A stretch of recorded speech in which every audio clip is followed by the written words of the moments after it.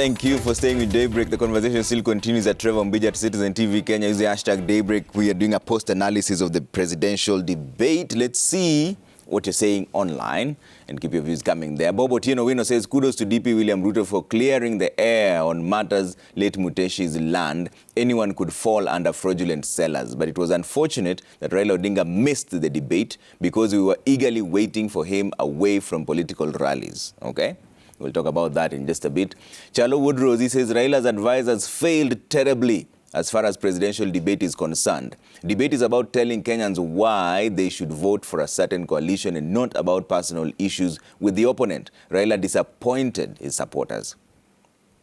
Okay? Engineer Nazaro says Raila age can only allow him to share a podium with the fellow statesmen in a mature debate full of decorum. I think he did well by leaving room for younger Ruto to answer corruption questions hanging on his neck. Okay? Let's see what you're saying on 22422. That's the SMS line. Tell us your name and where you're texting us from so that we can see there. You don't leave a name on where you're texting, but you say a question on cost of living, fuel stabilization, debt management, governance, etc. all touch on any party's agenda. Why didn't Ruto take advantage of these questions to expound on bottom-up agenda? He failed the cut. We saw paranoia. Okay? Dr. Carol, why did Raila miss out? We've seen a lot of reaction on that. People saying it was a wrong move to miss out. I think it was the best thing that the Right Honorable Raila Odinga would have done. Because if you don't share values with a person, you should not be subjected to share a podium with them. And we have seen that. We saw it in Europe when Ed Miliband and David Cameron, when Cameron said, we don't share values with this gentleman, and therefore we will not share a podium. And I think you have a right as a candidate as to who you want to share a podium with.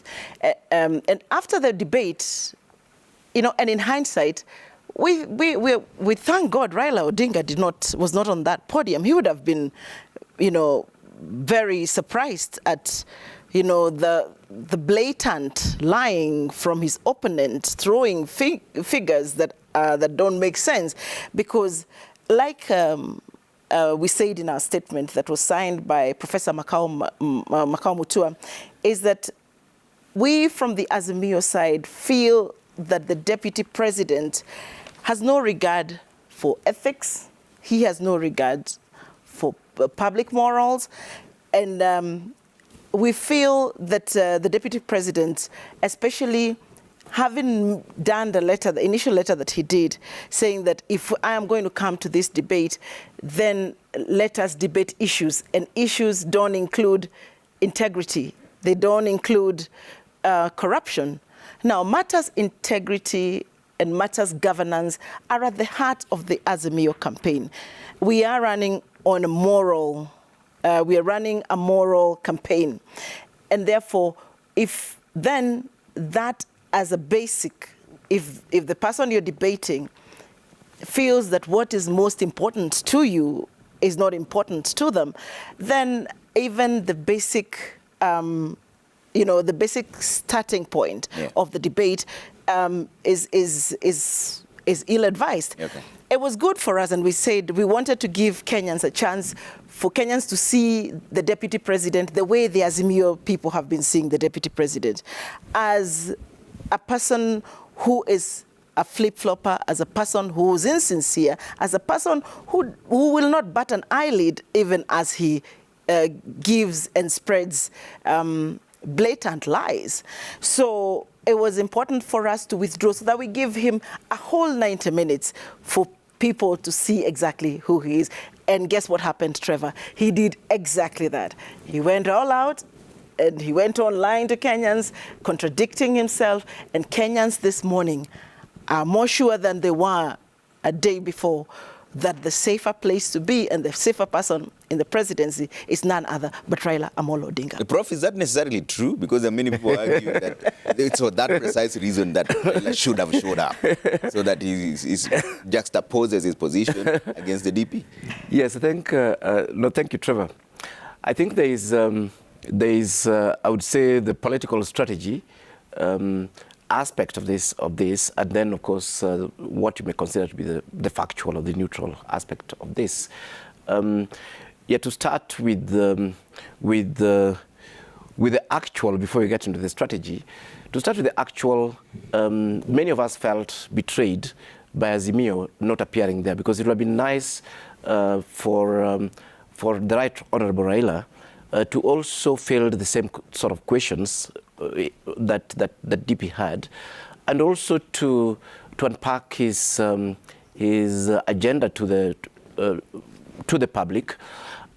Personally, I was looking at two things, just one thing really, in terms of their manifestos. That you have the bottom up, and that is actually talking to how you bring majority of Kenyans out of the situation we are in today. Yeah. And on the other hand, Azimio has all sorts of, policy, very, very clear policy positions, be they, small-scale agriculture, SMEs, women, and so on and so forth.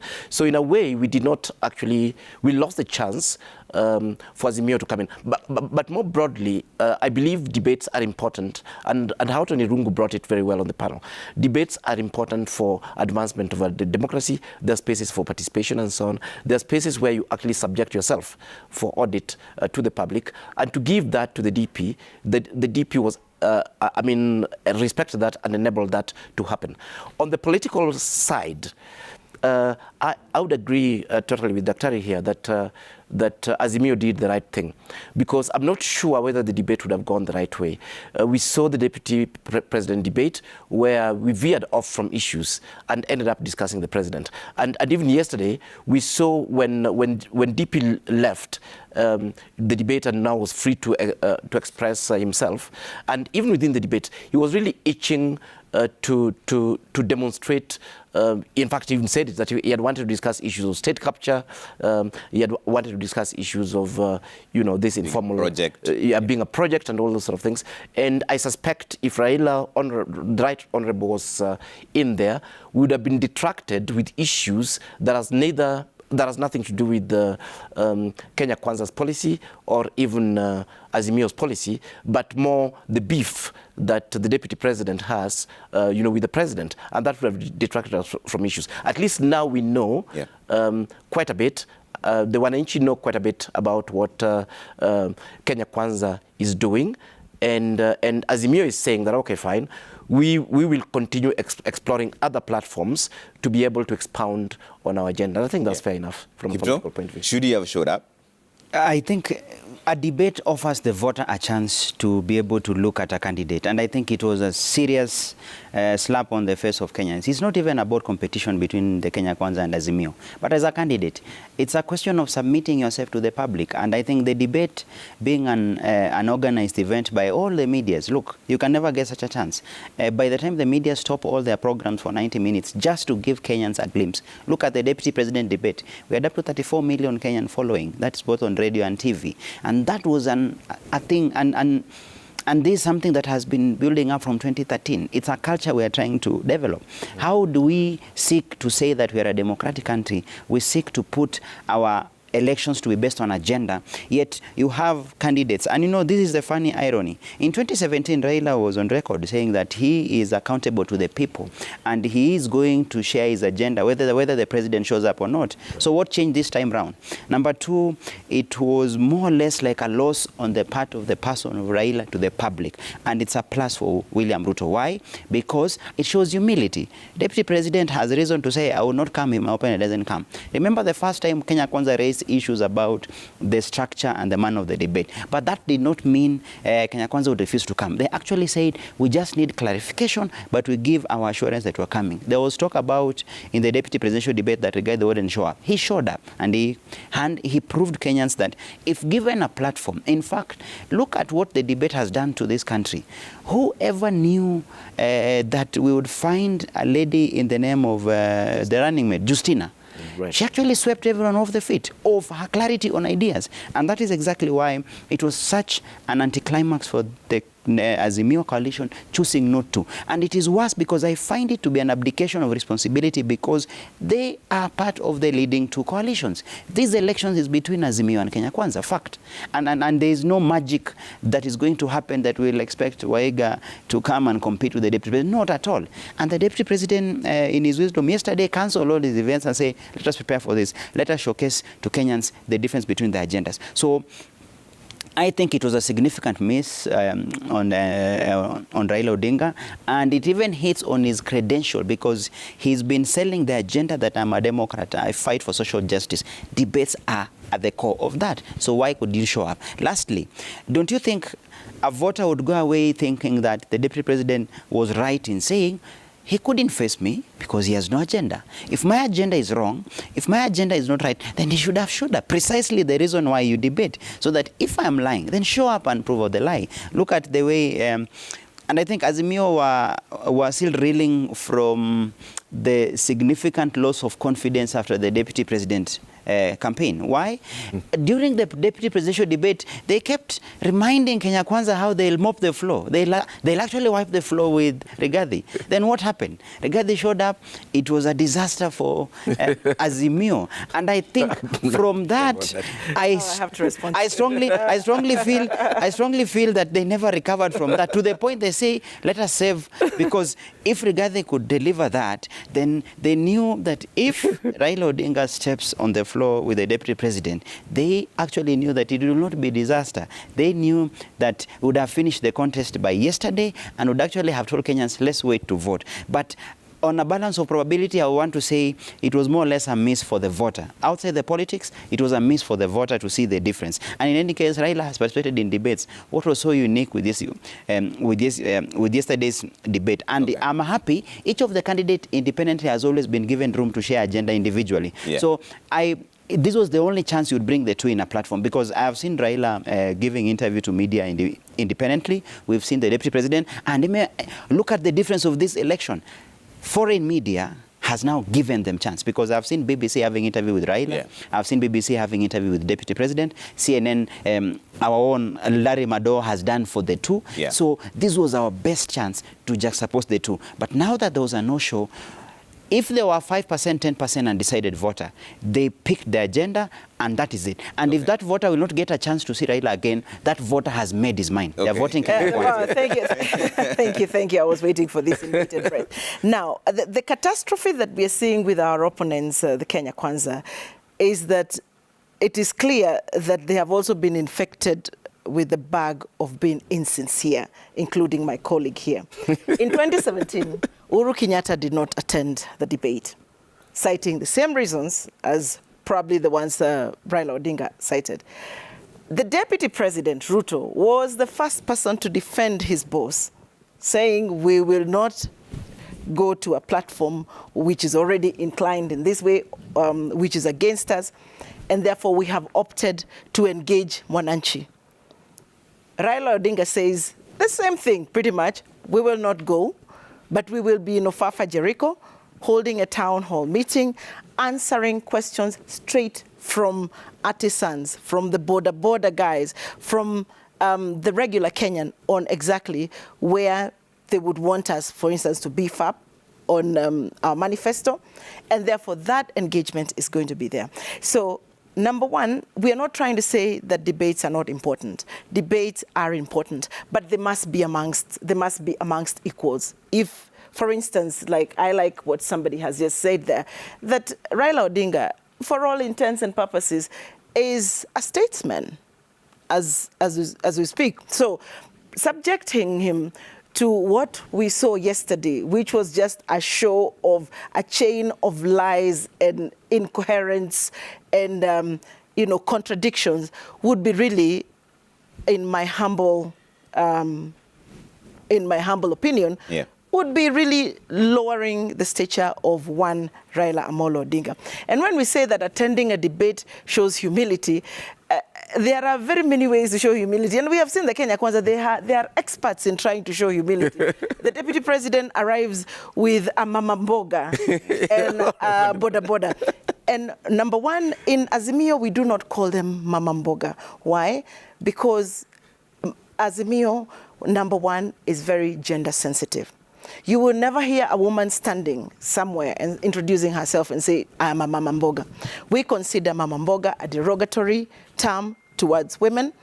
If it is that woman in Azimio, we have a plan for the same people, but we call them the small business holders, the SME holders. Because if she's Mama Mboga, we have plumbers who come to our houses, Professor and my brother, every day.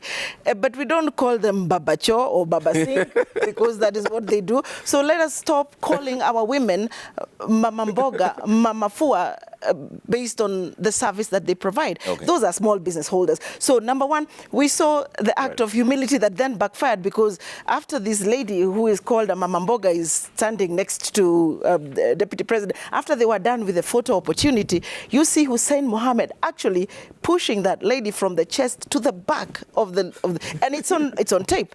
So much for humility, if that is how you treat your Mama Mbogas. And we saw the Deputy President just pocket and move right on. So show of humility, I don't think that that's an argument that we want to... Yeah, I want to move to the content of the conversation. Yeah. Just a brief one on this one before you close. Yeah, well, I mean, Azimio has actually said that, you know, they cannot actually share podium with William Ruto. And I think what Azimio is not really telling us is... the other side are very good at it. I think Azimio should actually say what they want to say, that they don't believe William Ruto is fit to run for office in this country, not even that of the president. But I know Azimio has this challenge of trying to look nice, so that they don't want to open up the can of worms and say, no, this guy should never even have been cleared in the first instance to run for office. And therefore, we don't recognize him, actually, even as a fellow running mate in that sense. But I think that's what Kenyans are yearning for, to say, what exactly is this? You know, because they assume Kenyans know. Yeah. But people need to be reminded why you are saying that this person is not fit, actually. By the time you're saying, I can't talk to him, you're basically saying he's not even fit to run for office, leave alone to win elections. Okay. Yeah. Let's talk about the Aurora and Kimwarer scandal that came up, and this is what the DP had to say about that. Mentioned the Kimwarer and Aurora dams, and you say that as well was cancelled to punish you? That was cancelled for political reasons. For political reasons. Well, some of the allegations that have been made, you know, by the DPP in court is that payments were made contrary to the law. They were not processed through the consolidated fund. That in fact, you know, this was all done to ensure that there were kickbacks, that the government made advance payments, including 11 billion shillings in excess of unnecessary debt to, this is what they're saying, which prosecutors say were to go to, you know, friends and co-conspirators of this scheme. If this is what you allege, are you alleging tonight, Honorable Ruto, that there is a big conspiracy between the DPP, between the courts, and also politically with respect to the Aurora and Kimwarer dams that are now in court? For your information, Aurora and Kimwarer were signed at the same time with other government projects, signed by the same companies, funded by the same financiers, and they were signed not with me, witnessed by the President of Kenya. So these are not projects that were cooked at night or in some dark corner, right? How come that the only projects that did not go through is Aurora and Kimwarer? All the others went through. That's number one. Number two, today, the government of Kenya is in court because the contractor, with all those allegations that have been made, the contractor has gone to court to demand payment of another 12 billion shillings. I mean, that should concern everybody. There are also suspects in court, Honorable Ruto. Pardon? There are also local suspects in court over the matter. Forget about the court matter here. The contractors are in court in London, and the government of Kenya is already replying to the case in court. and they cannot afford to make it public because it's embarrassing. Why did the contractor not continue with the project? Because he was denied the land where to set up the dam. Joshua, is that a satisfactory answer that it was cancelled because of political reasons, despite Yvonne ably showing that there were actually cases in regards to this? The DPP has raised concern. There's cases in court, including in London. Now, the Aurora and Kimorer Dam, for the better part of the last 3 years, has always been an issue, always labeled towards the Deputy President. What I'm happy about yesterday, and I want to acknowledge the moderator, Yvonne, for the first time, opened a lead on a matter that has always been wrongly presupposed that it has been under the feet of the Deputy President. Let me remind you, when the DPP previously was interviewed, and he said the Deputy President is not involved. And I'm happy for yesterday's debate. It was a case of actually confirming the same.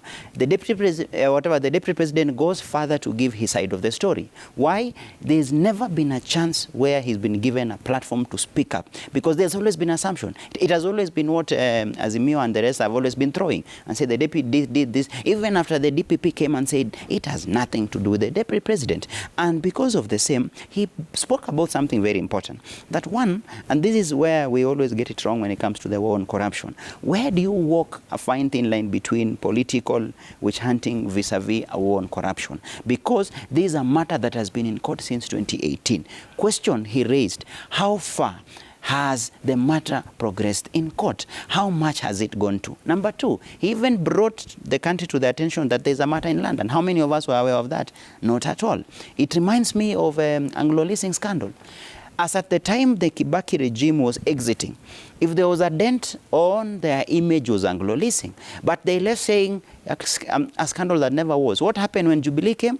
Kenya was forced to pay because we lost the matter in the Court of Arbitration in London. So is it the same thing recurring again? So this one, I think, my only concern is that I wish we would have pursued further conversation on mega projects, because the Deputy President only touched on a quarter or half of it. It was more or less like trying to make people understand the issue is bigger than what you think. He did speak about the mega. One, he spoke. Said the Gardens was not even budget. I'm saying, the Aurora and Kimorer Dam is one of the several mega projects that this country, so far so good, since independence, not just Jubilee regime, no single government since independence has got it right on mega projects. Even Galana Kulalo. And I felt the moderator should have pursued that more. Why am I saying that?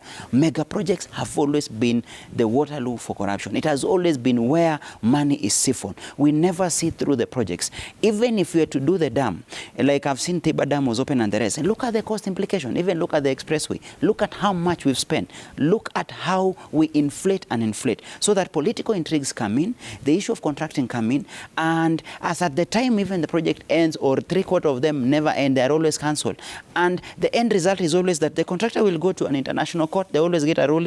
The government that succeeds always pays. So that for me is a thing. So that yesterday the Deputy President was able to confirm that he has nothing to do with him. Yeah. He only gave his opinion and say beyond what you people think, there's also the political aspect. But more importantly, as I've said, the missed opportunity was we should have a question that stands alone on mega projects and quote these ones, because even on Galana Kulalu, the same thing. How much money was spent vis-a-vis what was the returns? Okay. Dr. Karugu, when someone who's at the executive, who is perceived to have the power, says it is cancelled for political reasons, does that make sense, or is he just playing victim?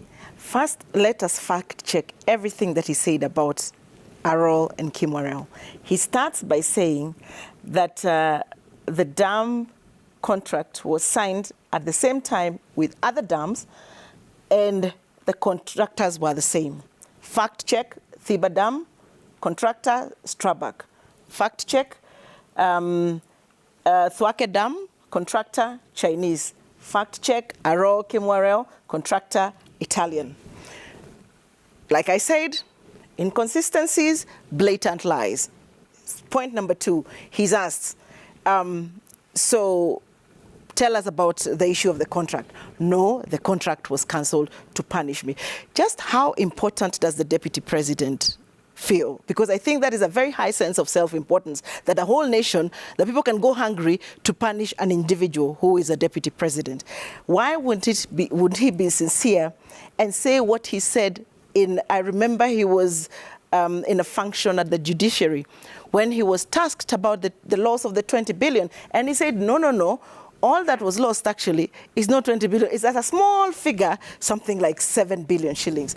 Yesterday, asked on 7 billion shillings, he realized he had been caught on his previous statement.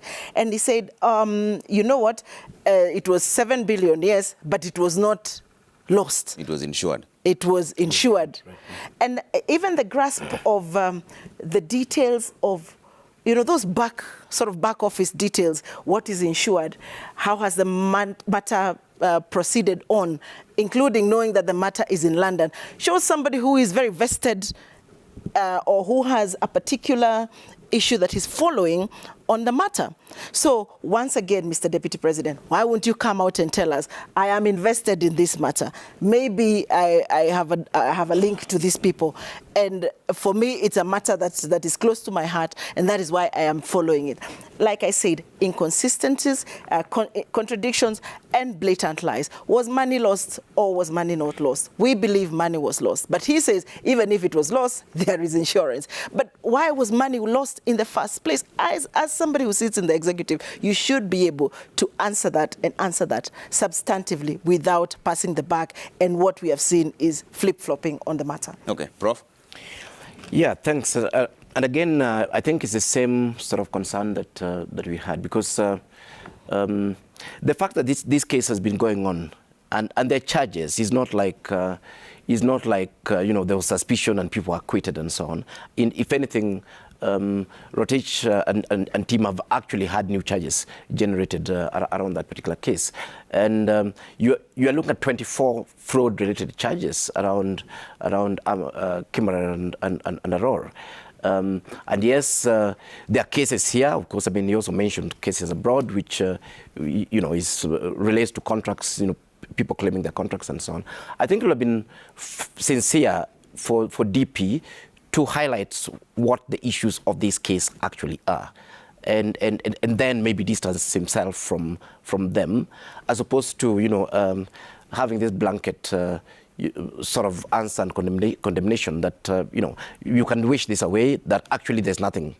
In fact, his answer in a nutshell was that there's really nothing wrong, because as Daktari highlights here, that in fact that was insured. But on the other hand, it was not dealing with the substance of that case, because people got paid, billions, and nothing was done, zero. There was absolutely nothing done. And we have all these cases in Kenya. What are those cases about? In Kenya, for goodness sake. This is one place where people steal and get away without even being charged in courts. Yeah. And in this particular instance, we've got 24 different charges in our courts in Kenya. So is he saying that, all that is just a collusion from DPP and the investigating agencies to hound people who are related to him? Yeah. And then, of course, on the other hand, he's saying, fine, if they get into power, they're going to restart them. And for me, it's the same issue that, okay, fine, what are these issues that are not resolved around this particular project, including the cases in court? How will they be undone so that, to enable government, DP or whoever it is that will be in place, to move forward with the issue? Yeah. All right, I want to move on to the next conversation on land acquisition. And also there was a conversation around that, and this is what the Deputy President had to say when it came to the issue of land around it. Mr. Deputy President, there's public perception that associates you with a rather good appetite for acquisition of property, particularly land. And this has been mentioned many times. Questionable acquisition of land, this has been said publicly, Taita Taveta, in Transmara, the former Vice President's house, the late Joseph Murumbi, and others. In fact, there was a conviction in court with regards to 100 acres of land that you were ordered to surrender back to its rightful owner and also pay some reparations. Does this public perception affect you? For your information, that's why I am proposing in our manifesto to deal firmly and squarely, institutionally, with the fight against corruption. Because allegations are made, left, right, and center. Any piece of land that I have is legally acquired.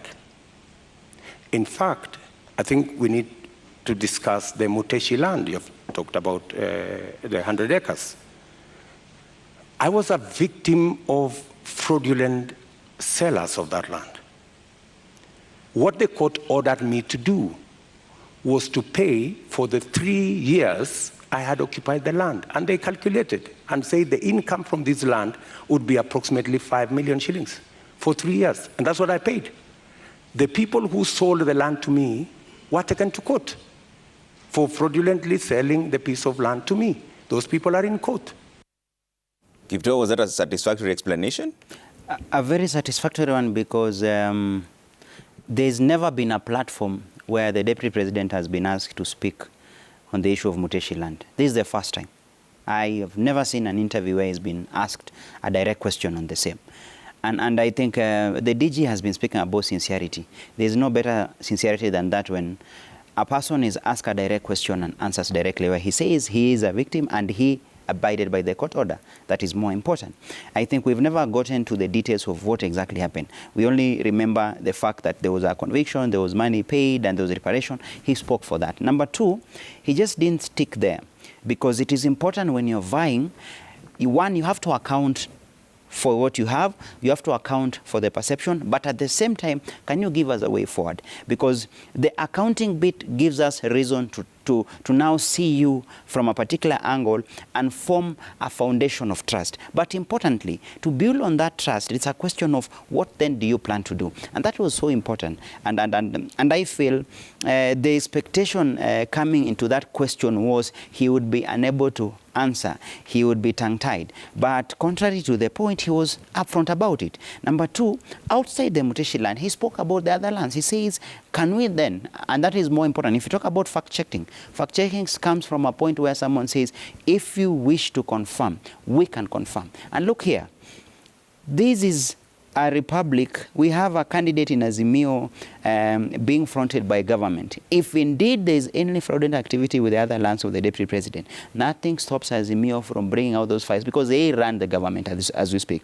So I'm happy when a candidate comes up and say, this is what I've acquired, this is what I can be able to account for, this is what has happened, but importantly, going forward, I'm putting this agenda on the table and say, when it comes to land, to the issue of land reforms, when it comes to the issue of ownership, these are the issues that as a government, if given a chance as a Kenya Kwanza, we're putting it on the table, and I'll be the first one to come to be audited. So you can't ask for anything better than that. And I don't know why the Azimio candidate chickened out, because if Raila was there, I don't know if he would have been able to answer clearly about the Dominion farms. I don't think so. Actually, I think it is it's very interesting. And again, I mean, I'd expected, again, the DP to do a little bit better than this. Because the question we're asking ourselves is that, why the DP? How come he's the only major government official that are trailed with all this track record of grabbing land, and they're all in court and so on? I mean, yes, we're looking at Weston Hotel that has been there forever and has gone to court. We're looking at the pipeline, the Ngong Forest land that was again sold to the pipeline irregularly, and there's now the Voi land, the 2,000 acres that are coming through, and there are very many. These are just not all of them. And I think I would agree here with Dr. that DP is a trickster. He actually picked this particular Muteshi issue because on the Muteshi land issue, it is possible that he was defrauded. So was he defrauded for Weston? Was he defrauded for the Ngong Forest land? Was he defrauded, for the Murumbi land? Was he defrauded in all these land cases? So he picked one particular one and presented it as though it was the general issue that that is there around land. And then if you listen to him carefully, he quickly mentioned, in fact, like my brother is mentioning here, he mentioned Dominion land. But in fact, incidentally, I come from that area. I'm very familiar with that region. I've never heard of, the Prime Minister owning land in the Dominion area. What I know is that there was a conflict with the previous investor, Mr. Bell, and then there was some, claims that there was political interference in there. He mentioned the molasses land, and again, I don't think there was any issue or any accusation of the former Prime Minister, grabbing the molasses land. In fact, it's a legitimate business that happens on a particular, piece of land, as it were. So, yes, and then, of course, just like Rigathi before, he mentioned that, it is said. So, again, not very concrete. But I think that's one thing that the DP cannot really run away from, that unlike, in fact, he's a very unique politician in that regard. He spent most time in court trying to clear himself of, land grab and, land grab cases and so on. And that is one thing that he will not just wish away, with a wave of a hand. Thank you. Thank you very much. You see, I am vindicated with everything you ask. The Deputy President has the audacity to say that any piece of land, I even wrote it down because of how much shocked I was, that every piece of land I have is acquired legally. We have him on record saying that the Kenya Civil Aviation land, which later he built Western Hotel, was grabbed land. That is on record. Fact. His Excellency the President on 12th of December last year during the Jamhuri Day celebrations said that the Uhuru Garden Museum that the Deputy President yesterday said was built, was an unbudgeted project, was land that had been grabbed by the politicos. We won't name names, but your guess is as good as mine.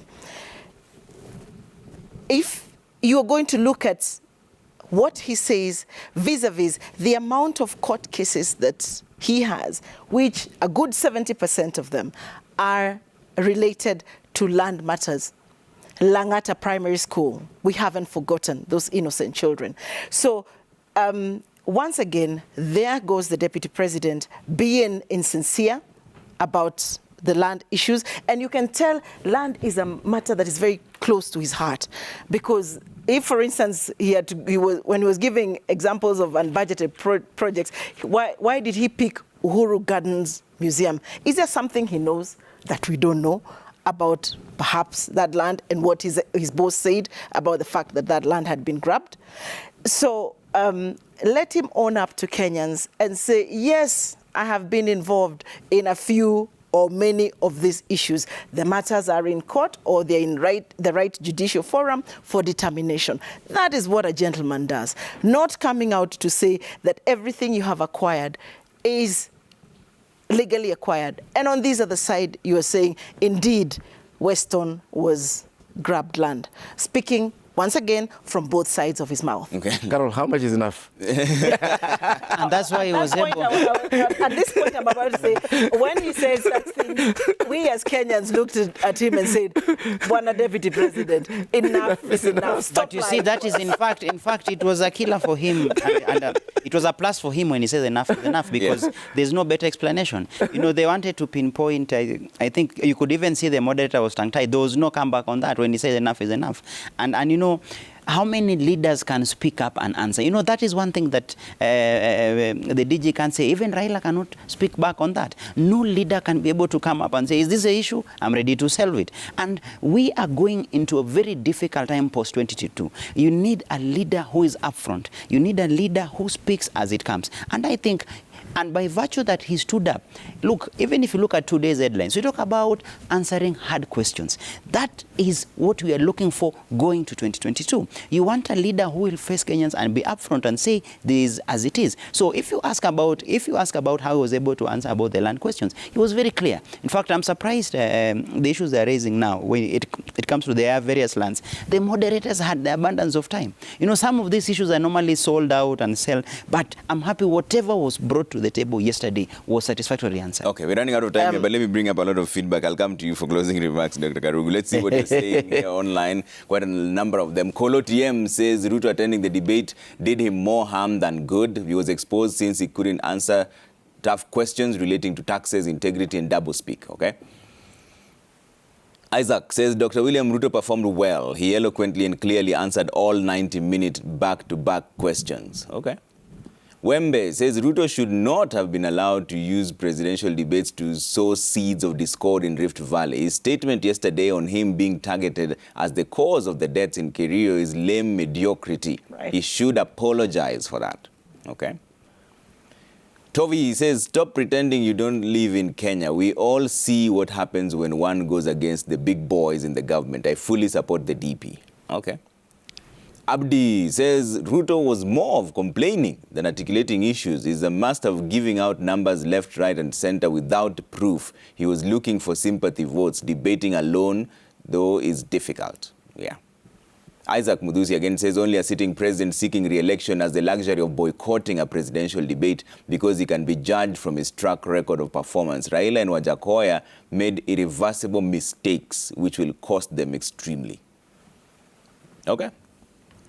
Let's see what else you're saying here as we wind up on this conversation. William says, yesterday I once again confirmed that Raila is always right. The kind of debate we witnessed with the person of the DP's character is not far from a probe. He blatantly stood with a number of lies when cornered, and it would have been a mess. Okay. All right, let's close up on this conversation. And Dr. Karuga, I'll start with you. What is this election really boiling down to? The DP said this is a Mamamboga moment. I know a term you don't like, but what is this election at the end really boiling down to? First of all, like I said, Mamamboga is a no-no. Let's not disrespect and dehumanize our women. Using the words enough is enough for people who want to project themselves as the team that is humble shows nothing but belligerence, or how I read it, that, enough. When you're asked how your thirst for land and for amassing, how much is enough, and you respond, enough is enough, is a bit belligerent in my view, and it's something that shouldn't come from the mouth of a deputy president. This election, ladies and gentlemen, is down to the individuals, as it should be. We as Kenyans must take time and think and introspect about the kind of person we want to give this country, or the kind of nation we want to bequeath our children and our children's children. This election is down to integrity.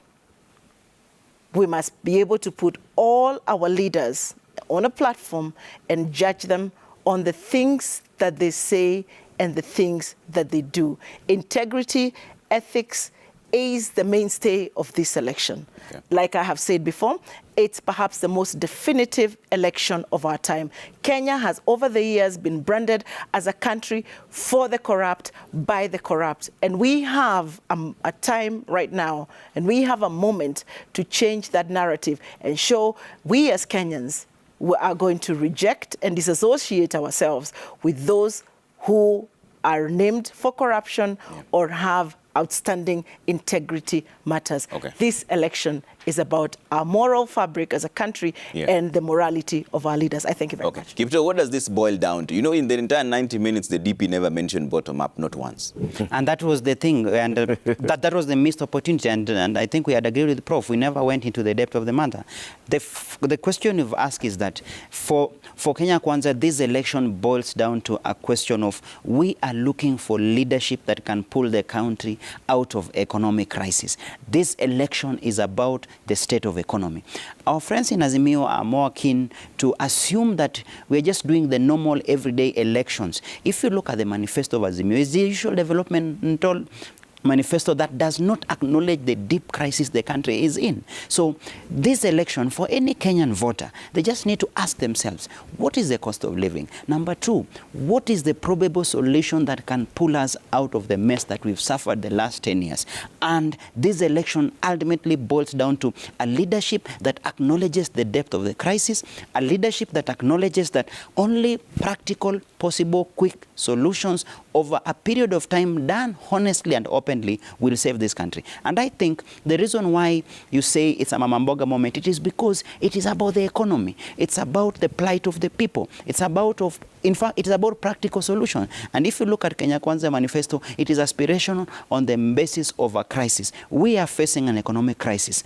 Kenya Kwanza has given a plan, and the plan is simple. Within 18 to 36 months, there will be a possibility of speaking of a country that has regained its foothold. We've been able to manage our debt, but importantly, we've placed Kenya on a pedestal to be able to develop. We can revisit issues that can take the country forward only after we've corrected the mess and been able to restore the country. Otherwise, we are facing a situation whereby Sri Lanka has been a prosperous country. What has changed over 3 years? The moment you get it wrong, if we get it wrong on this election and we don't have a leadership that has an agenda that touches on the economy, then in 2-3 years, we'll be back here now talking about crisis and how to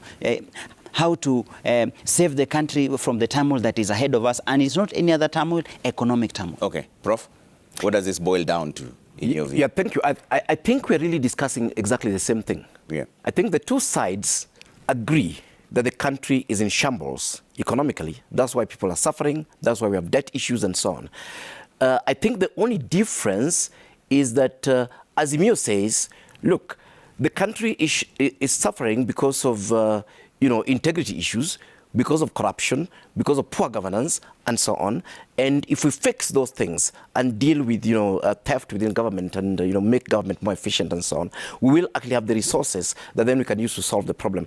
On the other hand, Kenya Kwanza is basically saying, okay, fine, we are going to fix the economy. And I just want to highlight here that after the debate yesterday, I've read both manifestos, and this is the second time I was reading them again. I went back because I was totally puzzled with the reason why DP did not actually unpack this bottom-up thing. And I went and looked at it, and it's true there's very interesting narrative about bottom-up, but in fact what is not clear is how it will be done. They link it with agriculture. And I also spent time reading the Azimio manifesto, and I'm not afraid to say on air that actually the true bottom-up manifesto is Azimio. Yeah, because if you look at it, Azimio actually says quite clearly what they're going to do. Because for me, bottom up for who? What Azimio is going to do, for example, with the small-scale holder agriculture is clearly spelled out. SMEs, for example, I mean, Kenya Kwanza does not mention at all our Jua Kali sector. And for Azimio, actually, that's one of the major things that they're going to use, to start industrializing, in addition to the broader industrial bit. And then, as Dr. he had said, and that had even been said earlier in the vice presidential debate, this entire cover that ensures that old people are covered, that women are covered, that youth are covered, the 6,000 cash to the jobless and so on. You can actually see the social protection and so on. So in a way, if you're asked who are these people at the bottom and how do we deal with them, and which of these two parties actually have a clear agenda to it, in fact, what I would do really is pick the Azimio bit is even superior on agriculture because it takes it all the way to small-scale manufacturing. Okay. While the Kenya Kwanza bit, I think, and of course the DP highlighted that, is all about throwing manure, throwing agriculture into agriculture and assuming that we have to leave it there. Thank you. Thank you so much for making time. Joshua Kipto, Speaker, Nandi County Assembly, Professor Alfred Omenya, Urban Development Plan, and Dr. Karo Karugu, DG, Nyeri County. Asante sana for making time, and most important, for your feedback. We're taking a quick break. When you come back, Willis Bazura Bur is on the decks, but it's talking about business matters. See you later.